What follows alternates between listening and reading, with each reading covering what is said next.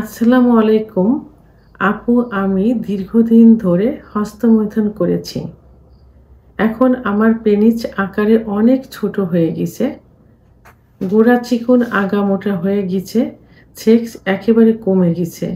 এখন আমার করণীয় কি বলবেন প্লিজ?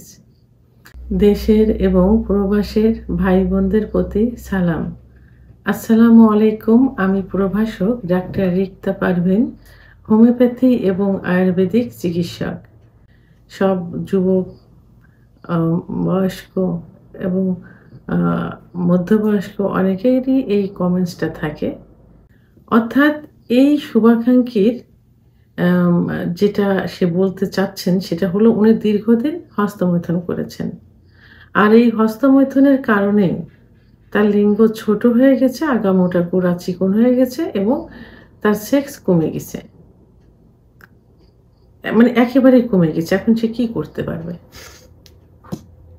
ধন্যবাদ ভাইয়া, খুব সুন্দর একটা কমেন্টস করার জন্য। এই কমেন্টসটা কিন্তু সবারই থাকে। যৌন অক্ষমতা রোগীদের সবারই কম বেশি থাকে। বিশেষ করে যারা যুবক থাকে, যারা মানে মধ্যবয়স্ক থাকে, তাদের তো কমন একটা প্রশ্ন এটা। যে লিঙ্গের আগামোটা গোড়া চিকন আ এবং লিঙ্গে খর্বতা মনে হয় যে ভিতরে ঢুকে গেছে লিঙ্গ যখন নিস্তেজ অবস্থায় থাকে ইত্যাদি, এবং তাদের ধারণা থাকে যে হস্তমৈথুন করার কারণে এটা হয়েছে। তো এই বিষয়ে আমি বলব, আসলে হস্তমৈথুন ইসলামের দৃষ্টিতে সম্পূর্ণ নিষিদ্ধ, কবিরা গুনাহ। তবে মেডিকেল উম টার্ম অনুযায়ী মাসে ২ থেকে ৩ বার হস্তমৈথুন করা যায়, যদি খুব আলতোভাবে কোনো প্রেশার ক্রিয়েট ছাড়া, অর্থাৎ হাতে কিছু একটু অলিভ অয়েল তেল নিয়ে আলতোভাবে যদি করা যায় তাহলে মাসে ২-১ বার করা যায়। এটাতে কোনো প্রভাব পড়ে না লিঙ্গের উপরে। কিন্তু এটা যখন নেশায় পরিণত হয়ে যাবে, অর্থাৎ দিনে ২-৩ বার, ৪-৫ বার, অনেকে বলে ৪-৫ বারও, মানে তারা একটু ইচ্ছা হলে, একটু পর্নোগ্রাফি দেখলে, উত্থান হলেই হস্তমৈথুন করে এবং হস্তমৈথুন করা ছাড়া তারা তাদের নিস্তেজ হতে চায় না।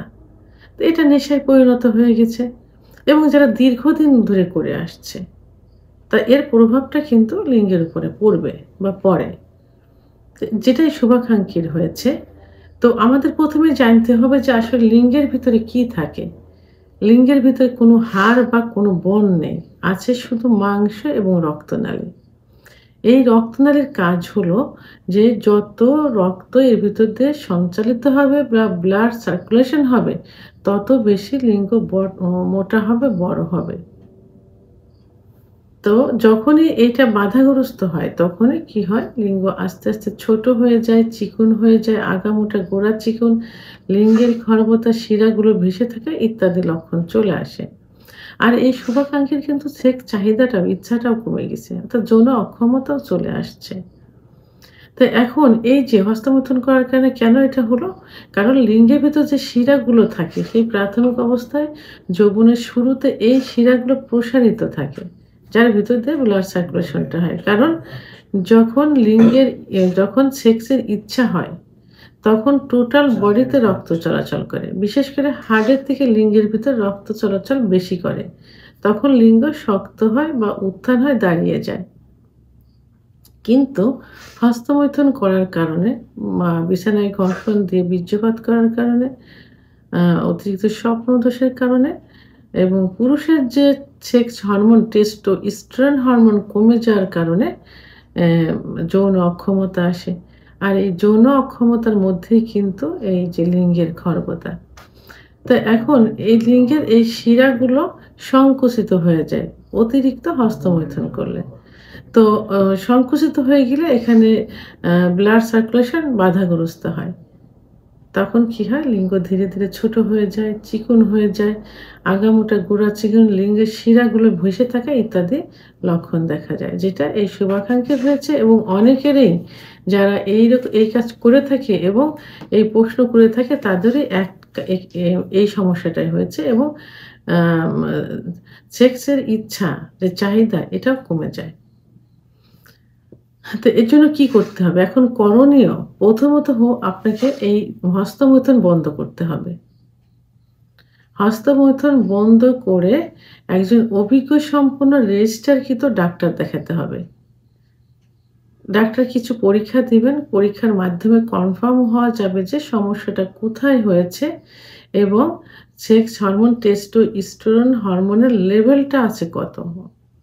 এটা দেখে চিকিৎসা দিলে ইনশাল্লাহ পূর্বের অবস্থায় ফিরে আসবে। কিন্তু অবশ্যই আপনাকে হস্তমৈথুন বন্ধ করতে হবে। আর পাশাপাশি দুধ, ডিম, খেজুর, কাজু বাদাম, মধু, ঘি ইত্যাদি খাইতে হবে নিয়মিত। কালো জিরা খেতে হবে।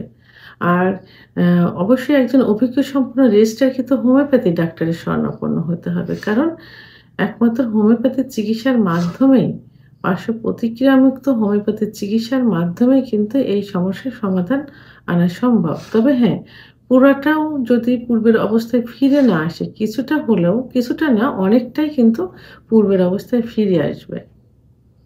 ভিডিওটি সম্পর্কে যদি কোনো মতামত থেকে থাকে অবশ্যই কমেন্টসের মাধ্যমে জানাবেন। আর ভিডিওটি ভালো লাগলে লাইক, কমেন্ট, সাবস্ক্রাইব করে আমার সঙ্গে থাকুন। আল্লাহ হাফেজ।